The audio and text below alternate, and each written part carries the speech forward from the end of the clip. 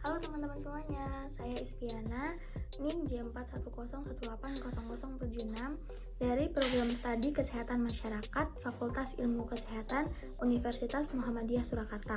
Di sini saya akan membuat video mengenai wawancara bersama pekerja untuk memenuhi tugas toksikologi lingkungan industri dan penyakit akibat kerja oleh Ibu Mitoriana Porusia. Silahkan disimak baik-baik ya videonya teman-teman.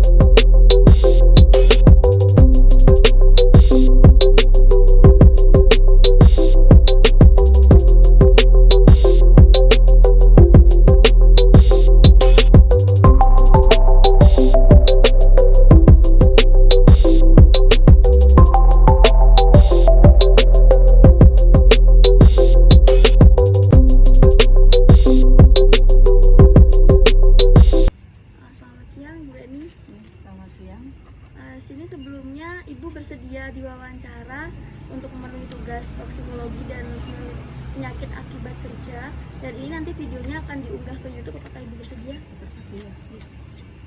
Sebelumnya ini kan Ibu jenis pekerjaannya tukang laundry ya? Iya.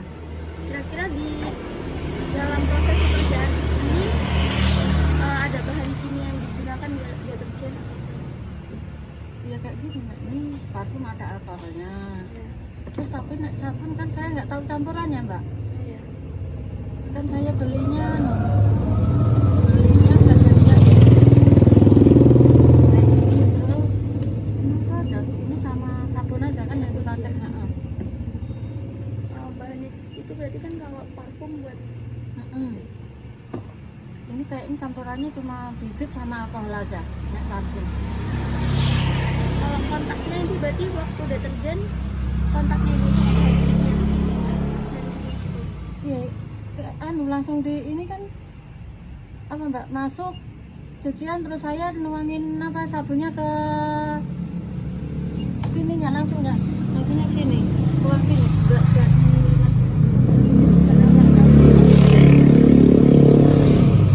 Seberapa sering kontaknya sama bahan? Setiap hari. Itu kan tadi ada kayak aturannya nggak sih Bu kalau buat kontak sama bahannya itu, apa kalau uang deterjen harus pakai sarung tangan atau kalau harus ada jaraknya gitu, ada nggak? Ya, ini nyemprot ini harus ada jaraknya Mbak, sekitar segini. Soalnya ini kan nanti kalau ke mata jadinya perih. Oh iya. Ada APD nggak Bu yang disediakan di tempat kerja? Yang masker atau nggak ada ya? Nggak ada. Cuma masker aja bawa dari rumah. Ibu udah berapa lama kontak sama bahannya? Berarti selama 3 tahun ini. udah 3 tahun. 3 tahun. Pernah ada gangguan atau apa itu, keracunan apa, kenaan mata atau sesak napas karena parfum atau apa gitu? Nggak pernah sama sekali Mbak. Selama ini saya nggak pernah kena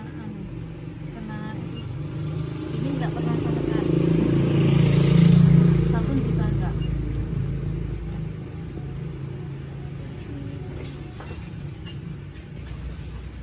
Nah kalau buat ini selanjutnya dari kelelahan kerja nih, jadi kan Ibu kan kerja dari pagi sampai malam ya? Pasti kan pasti ada kelelahan kerjanya. Kamu bisa ceritain nggak sih kelelahan kerjanya Bu di sini tuh apa capek punggung apa gimana? Iya. Ya kerjanya dari saya Mbak, dari jam 6 sampai jam 9 malam paling ya nek pegel di sini. Sebelah sini sama sini, nek udah sekitar jam 6 ke sana kan udah lelah. Ini sama sini, sama tumit. Kan nek gosok kan saya berdiri, ya nek berdiri kan sebelah sini terus terasa panas. Gitu. Nah, Ibu buat kayak ngobatin atau ngurangin sakitnya itu gimana? Paling cuma tiduran Mbak. Nggak pernah ya Kak, kalau enggak ya tak kasih minyak kayu putih, kalau enggak ya itu loh kayak salon pas itu. Oh iya. Tapi itu gejalanya cuman gitu, nggak pernah yang kayak sampai sakit sampai enggak, paling enggak pernah sama sekali Mbak. Paling kalau udah itu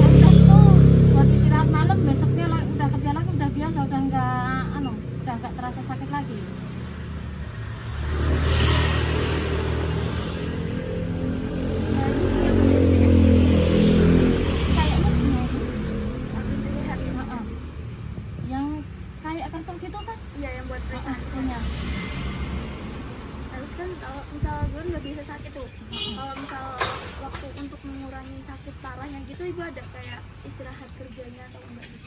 Paling di sini tiduran mbak, kalau udah nggak enak badan paling di sini tiduran, nggak dikerjain ini. Jadi kayak tapi untuk kayak shift yang gitu nggak ada ibu, kayak misal sejam kerja nanti istirahat ada lagi gitu? Ya paling ini tadi jam 11 saya udah istirahat, baru mulai gosok lagi gitu. Ntar kalau nggak ada kerjaan paling ya tiduran apa gitu. Nah, nggak ada kerjaan ya istirahat, tapi nggak banyak kerjaan ya paling istirahat 1 jam, setengah jam itu udah, atau 1 gosokan atau 2 gosokan udah istirahat lagi gitu. Nanti kan nggak ya capek mbak. Jadi berarti udah cukup gitu aja bu. Iya. Makasih bu. Iya.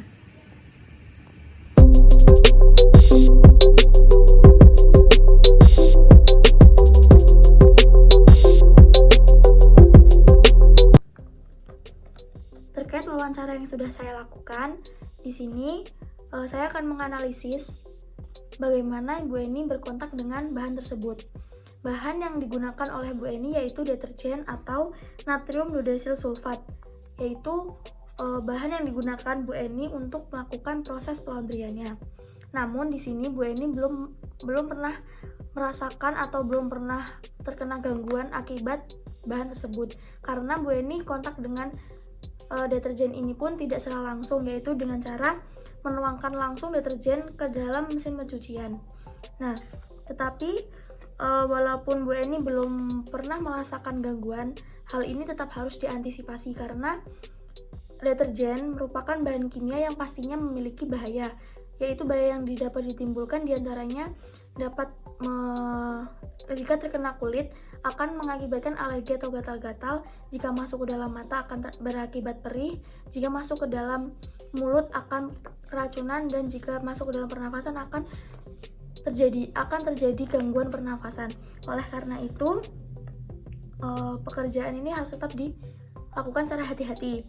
Nah, untuk terkait PAK, di sini tadi Bu Eni menceritakan bahwa PAK yang dirasakan Bu Eni atau kelelahan akibat kerja Bu Eni yaitu sering nyeri di bagian punggung sebelah belakang dan tumit, karena pekerjaannya waktu menyetrika dia harus berdiri lama untuk menyetrika, dan pastinya itu akan mengakibatkan sakit tulang atau pegel-pegel. Nah, untuk itu pekerjaan Bu Eni ini bisa dikatakan sebagai sakit yang dirasakan Bu Eni ini bisa dikatakan sebagai penyakit akibat kerja. Nah, bagaimana jika saya bekerja seperti Bu Eni, bagaimana saya akan melakukan hal untuk mencegah timbulnya PAK tersebut? Mungkin jika dari saya, istirahat yang cukup dapat menghindari penyakit itu timbul, karena sakit bahu atau tumit yang timbul seperti Bu Eni seperti yang dikatakan Bu Eni itu muncul karena kelamaan berdiri atau kelamaan bekerja. Nah, jadi kita bisa memberikan shift kerja atau di antara bekerja sama istirahat itu kita harus seimbang. Misal kita sudah bekerja selama 1 jam, maka kita harus memberikan istirahat pada tubuh kita agar tubuh kita tidak kelelahan. Nah, untuk mengimbangi itu kita juga harus mengkonsumsi makanan yang bergizi untuk menyehatkan dan menjaga imun tubuh kita. Sekian video dari saya, semoga video tersebut bisa bermanfaat untuk saya sendiri dan orang-orang di sekitar saya. Dan juga tentunya semoga video saya tersebut sudah memenuhi syarat dan kriteria seperti yang ditugaskan pada mata kuliah toksikologi lingkungan dan industri serta penyakit akibat kerja. Jika ada kesalahan mohon dimaafkan, dan untuk teman-teman semuanya tetap jaga kesehatan, atuhi protokol kesehatan, dan stay safe semuanya. Saya akhiri, wassalamualaikum warahmatullahi wabarakatuh.